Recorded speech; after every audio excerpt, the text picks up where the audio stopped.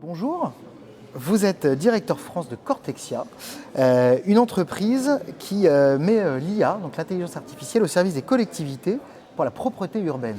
C'est un métier très spécifique, mais qui semble être en plein développement puisque Cortexia aujourd'hui est dans plusieurs pays d'Europe. Oui, tout à fait. Aujourd'hui, Cortexia travaille en France, en Suisse, en Belgique et en Allemagne.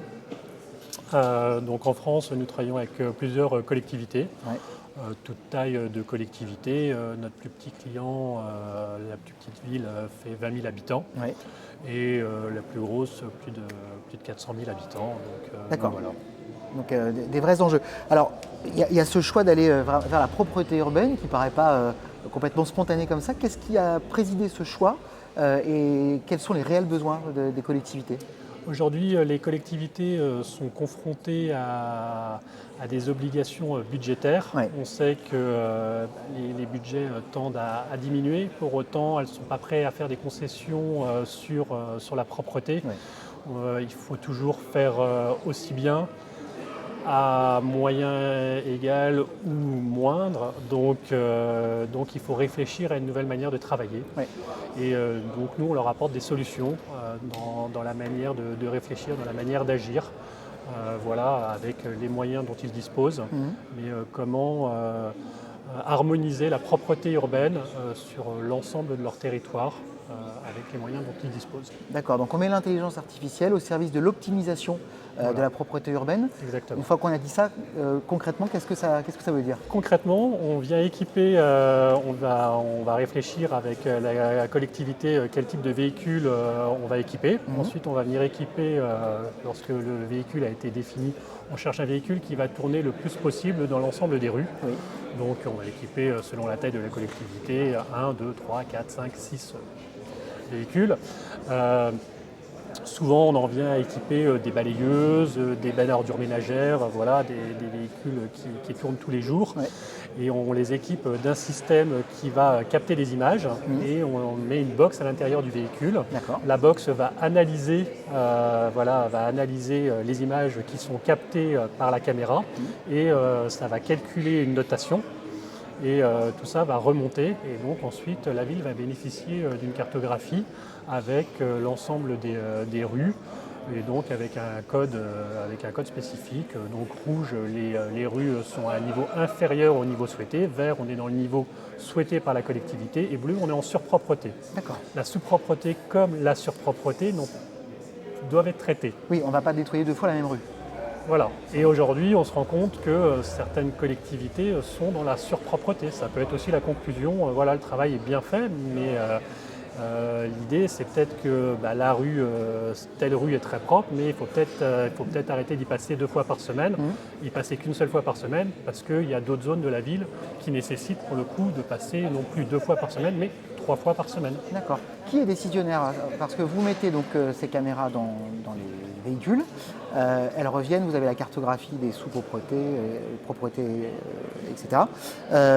Il y a un moment, il y a quelqu'un qui va décider s'il faut repasser ou pas repasser. Voilà, c'est donc vous ou c'est la collectivité ? Non, c'est la collectivité. Nous, on ne fait que donner les informations, on laisse la collectivité agir, on l'aide, on l'accompagne, on crée des tableaux qui vont, avec les informations qui vont lui être le plus utiles. Les rues les plus propres, les rues les plus sales. On va donner un certain nombre d'informations comme ça. On va pouvoir faire ressortir ce qu'on appelle des hot maps, des zones de chaleur. Donc on va choisir par exemple des mégots et on va voir les zones dans lesquelles il y a le plus de mégots. Ça va permettre à la collectivité notamment de réfléchir si elle doit installer des poubelles à ces endroits-là.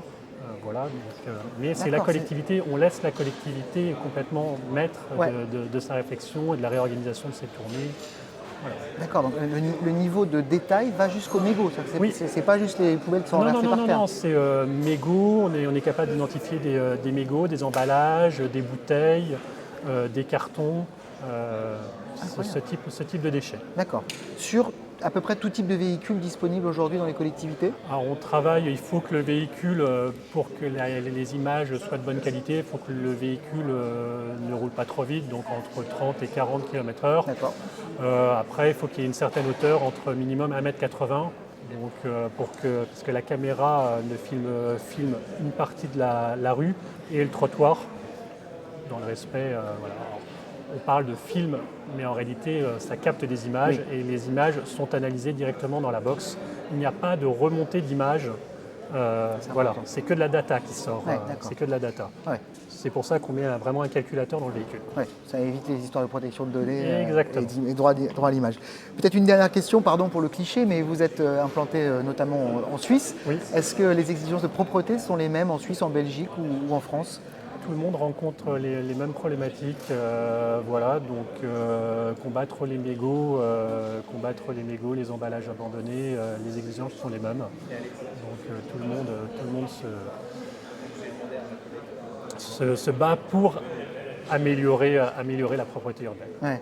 Alors, on voit vraiment qu'il y a un enjeu de proximité qui est très fort et surtout, on voit que l'IA est là pour essayer d'absorber des fonctions pour lesquelles l'humain est un peu inutile, si je puis dire. Tout à fait. Pour qu'il se concentre sur ce qui a vraiment d'importance, c'est-à-dire la décision. La décision, exactement.